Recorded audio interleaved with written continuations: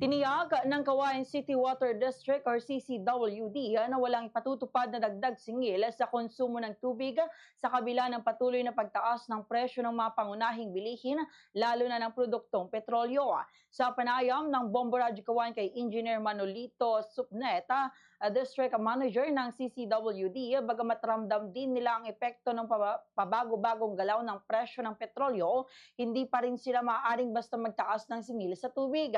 Ipinaliwanag niya na kinakailangan munang dumaan sa masusing proseso at makakuha ng kaukulang abiso mula sa Local Water Utilities Administration bago may patupad ang anumang pagtaas.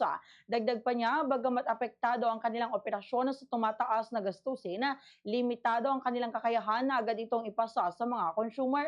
Kaugnay nito, nanawagan ang pamunuan ng CCWD sa kanilang mga consumer na maging responsable sa pagbabayad ng kanilang buwanang obligasyon at tiyaking makapagbayad sa itinakdang deadline upang maiwasan ang anumang aberya sa serbisyo.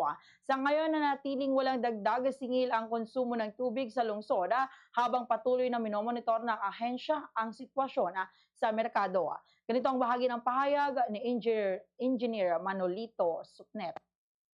Ang City Water District po ay sinasabi po namin sa mga concessionaires na hindi po kami nagtaas ng presyo ng ating tubig dahil po sa hindi po pwede sa water district na magtaas na lang po basta-basta. Although tumaas po lahat ng mga pangunahing bilihin, ang Cagayan City Water District po ay wala pong pahintulot na magtaas ng kanilang presyo hanggat hindi po na-aprobahan ng Local Water Utilities Administration. Fast! Paradyo! Bombo!